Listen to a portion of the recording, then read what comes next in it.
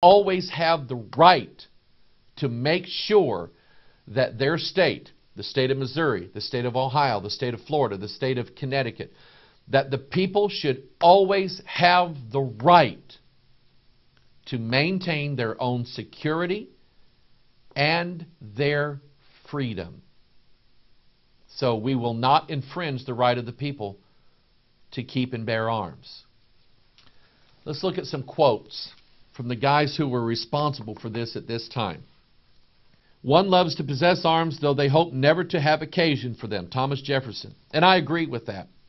We establish, however, some, although not all, its self-government important principles. The constitutions of most of our states assert that all power is inherent in the people, not the government, the people, that they may exercise it by themselves in all cases to which they think themselves competent, as in electing their functionaries, executive and legislative, and deciding by a jury of themselves in all judiciary cases in which any fact is involved, or they may act by representatives freely and equally chosen, that it is their right and duty to be at all times armed. Here's the principles of our country. That number one, the power is in the people. The Constitution doesn't start out, we the government of the United States. It doesn't say that. It says, we the people of the United States of America. This is our right. This is our birthright and inheritance. This is our vineyard that Naboth had. And Jezebel wants to hand it over to a different authority other than God and the Constitution. So we are the people. Now I do say that there are people in this country who are not competent to own a firearm. I am in perfect agreement with that whatsoever. I carry a concealed weapon. I carry one. I have been given a license by the state of Missouri to carry on my person a concealed weapon. Maybe it's in my pocket. Maybe it's in my sock. I don't know. But I have that right. Now the state, I believe, has an obligation to sift through to make sure that someone is competent. If I read the stories right, this Adam Lanza in Connecticut could not get a firearm on his own, so he stole his mom. He killed his mom and stole hers. Okay? So I believe that there should be a competency for these rights. Okay?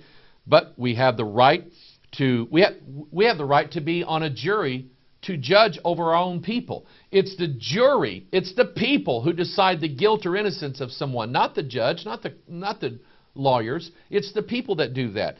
And Jefferson said they should have the right to be armed at all times.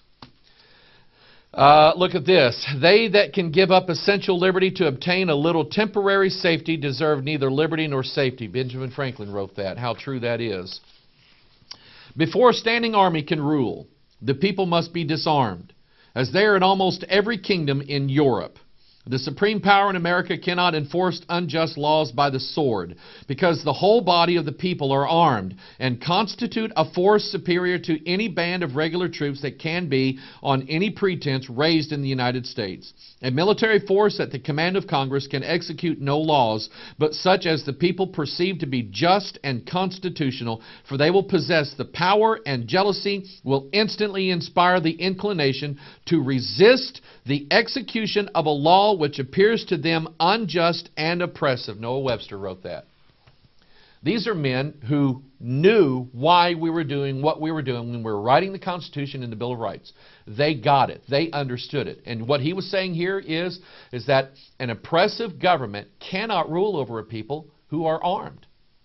If you just stop and think about it, if you have 200, 300 million people in America, and you have an army of 500,000 people, well, it just stands to reason that the government cannot use the army against 200 armed citizens. It's that simple. This is why they did what they did. It's the job of the people to maintain their security. Now, if they give it up, they have a right to lose it. And that's what Franklin said. They that can give up essential liberty to obtain a little temporary, it's temporary. They want to take your guns. Why? So that they're the only ones with guns. I'm going to show you that in the Bible. Let me show it to you in the Bible. Look at this. This is from the Pennsylvania Gazette, 1788. Who are the militia? Are they not ourselves? Is it feared then that we shall turn our arms each man against his own bosom? Congress have no power to disarm the militia. Their swords and every other terrible implement of the soldier are the birthright of an American. The unlimited power of the sword is not in the hands of either the federal or state governments, but where I trust in God, it will ever remain in the hands of the people. And listen, I would not be using these quotes if I did not agree 100% with the spirit and the tone of them based upon the Word of God. These are principles that are biblical, whether you see it that way or not, whether you choose to interpret or you've been liberalized in this country to think that if we just eliminate all violence and everybody get along and sing kumbaya, then everything will be okay. Well, it's not. As long as there are tangible enemies out there, the people must be ready and armed and able to defend themselves. And he brings up a good point here. He said, is it feared then that we shall turn our arms against each man against his own... let me read this right. Is it feared then that we shall turn our arms each man against his own bosom? No. I have guns. I'm not interested in shooting my neighbor down because I don't like it. He started his car too early in the morning. Listen, I'm not that way. And most Americans, the majority of Americans, we don't think that way. We're not so evil in this country that if you give us all weapons, we're going to turn on each other and kill one another. That's not how we are. But we have the right to maintain our own defense and secure our own liberty. You want New Testament? Galatians. Stand fast, therefore, in the liberty wherewith Christ hath made us free, and be not entangled again in the yoke of bondage. And it is required of a citizen of heaven to not let bondage creep into his life, to stand fast in that liberty and use the weapons that God has given him. It is also established as a principle of this nation that as a citizen of the United States, you have the right, you have the obligation to stand your ground and not let anybody take away your rights. The oaths that are sworn in this country by our elected officials are not that they will protect and defend the people of this country. Their oath is that they will protect and defend the Constitution against all enemies, listen to this, foreign and domestic. Don't let them take away your arms and your rights.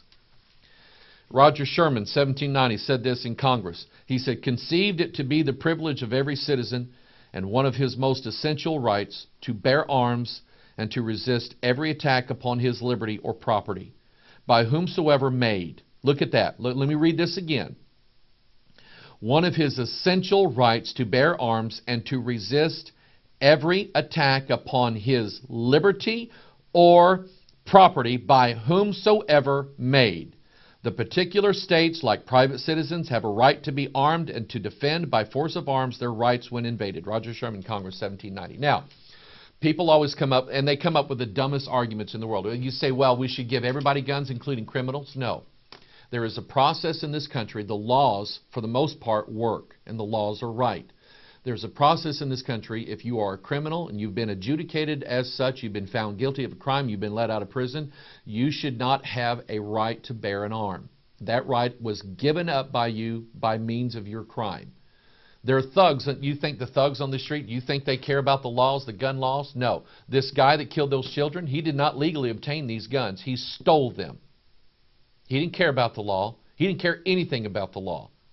And the people who have been determined as incompetent or have no concern for keeping the law and the safety and the security of the state and of his community should not have a right to bear a weapon. That to me is simple. So we're not talking about that. And the liberals will throw this in as an argument at us, saying we just give everybody guns and it's going to be war in the streets and bloodshedding and everywhere, and that's not the case. It's not the case. There was an argument in the state of Missouri when the state of Missouri decided to grant people a license to carry a concealed weapon. The liberals threw this in and say, oh, people's going to be shot over parking spaces now. Everybody's going to be carrying a gun. There's going to be road rage, people dying on the streets, and it's going to be complete anarchy. And that law's been in effect for I don't know how many years in the state of Missouri, and it's never happened one time. Not one time has it happened. So the arguments of the liberals, number one, they do not stand against the Constitution and the meaning of the Constitution. Number two, they do not stand against reason. Okay? They don't. There's no way around it. We have the right, according to the Constitution, I have a right and I have a moral obligation. Let me tell you what my view of it is. Number one, I have a wife and children in my home. Number two, I have property in my home. Now, if I lose my property, I wouldn't like it. But I'm not going to stand by while someone tries to take away my property. I'm not going to stand by and let them do it. Somebody wants to harm, if somebody comes in my house at 2 o'clock in the morning, there's a theory under the law that says if somebody comes to your house 2 o'clock in the morning, it's understood that they're not there to sell you a vacuum cleaner.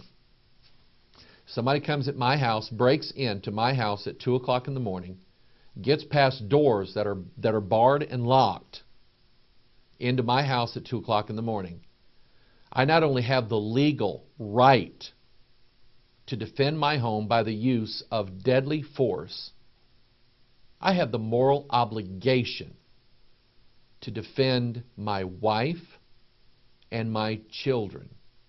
My little son, Caleb, he's 9 years old. He can't shoot a gun yet. I let him try to shoot a 20 gauge one time. He handed it back. He said, no. He can't defend himself. What is he looking to me for? To defend him. And I will. Now, maybe I should have told you this at the beginning. I'm not a violent person. I am not. I don't like fights. I never got into fights in school. I don't like people punching one another. I don't even like people yelling at one another. I just kind of cower away from that stuff. So in some cases, I'm just kind of a little sissy guy. Okay? I'm not a violent person. I don't like fights. And I'm not very strong-bodied. I don't take karate classes. I didn't learn to box. I don't have bulging muscles out to here. About the best that I could think to do with my own body is just lay on the guy or somebody and crush them to death, hold them down till the police come. The thing that makes me equal against someone who is trying to invade my home for whatever reason is the firearm. That's what makes me equal, if not have an advantage.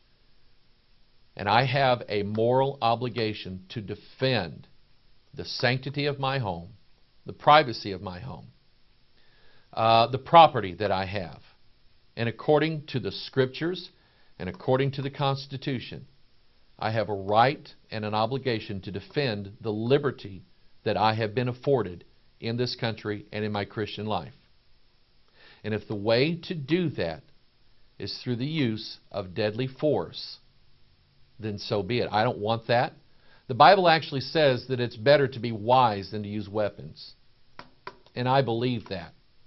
And I think that we should do everything that we possibly can to curb the tide of liberal socialism and the anti-gun crowd. And by the way, all that's being stirred up now by a spirit that wants to control and dominate America. You think about it and ask yourself, are there people who want to control this country? Absolutely. You're wrong.